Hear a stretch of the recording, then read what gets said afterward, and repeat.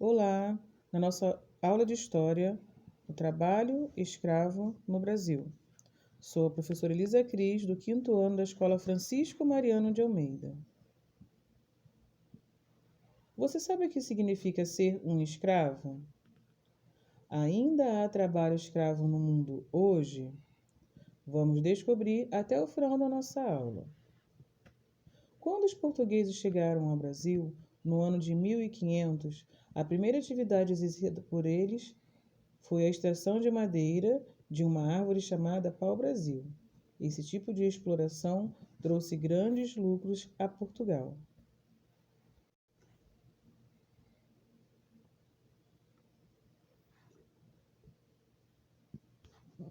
Anos mais tarde, a partir de meados do século XVI, quando a produção de cana-de-açúcar se tornou uma importante atividade econômica, os portugueses começaram a trazer africanos para trabalhar como escravos nos engenhos de açúcar.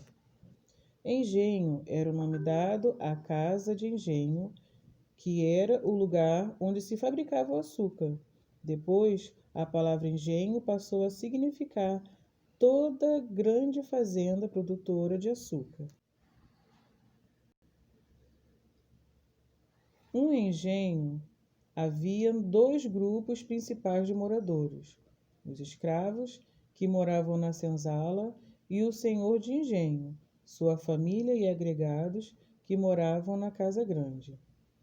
Também viviam na casa grande os escravos domésticos. As mulheres escravizadas eram responsáveis por tarefas como cozinhar, lavar as roupas, cuidar dos filhos dos senhores. Já os homens escravizados frequentavam a casa grande para cuidar da manutenção da moradia.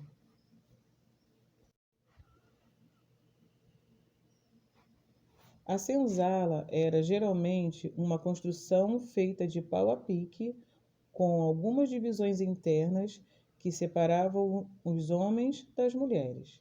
A senzala quase sempre era construída próxima à casa grande, pois dessa forma os senhores podiam controlar melhor os escravos e evitar fugas. Basicamente, a alimentação dos escravizados era composta de feijão e farinha de mandioca e, em alguns casos, as sobras de carnes ou de outros alimentos. Além disso, eles podiam consumir animais caçados na mata. Ainda que contrariando a vontade dos senhores, os escravizados procuravam manter suas raízes culturais africanas por meio de rituais religiosos e manifestações culturais como batuques e capoeira.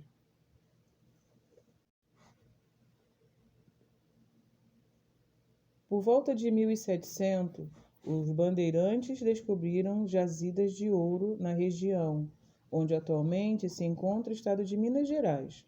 Com isso, muitos africanos escravizados foram levados para a região para trabalhar na extração de ouro e diamante. A mineração tornou-se, então, uma das atividades que mais utilizou mão de obra africana escravizada.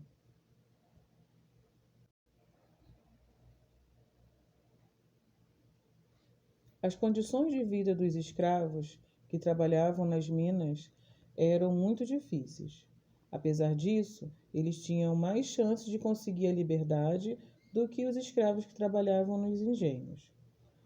O trabalho nas minas de ouro era marcado por uma série de riscos e por longas passadas jornadas de trabalho. Agora, observe alguns detalhes das gravuras. 1. Eram escravizados dirigindo-se a um túnel escavado no morro, e eles corriam grande risco de desabamentos. 2. A maior parte do trabalho nas minas eram realizadas pelos escravizados, mas também havia a presença dos feitores. Imagem 3. Para extrair o ouro, muitas vezes os escravizados precisavam ficar com as pernas dentro da água por horas e horas. Na figura 4, alguns casos, quando os escravizados encontravam uma grande quantidade de ouro, eles recebiam um prêmio, que podia ser um pouco do ouro encontrado ou até mesmo a alforria. A maioria dos escravos africanos trazidos para o Brasil vivia no campo, trabalhando nas lavouras de cana-de-açúcar, nos cafezais, nas minas e em outras atividades rurais. Porém, nas cidades, também havia a utilização de mão de obra escrava em atividades que não eram valorizadas naquela época. Os escravizados podiam trabalhar como artesãos, carpinteiros, pedreiros, joalheiros, alfaiates, entre outros.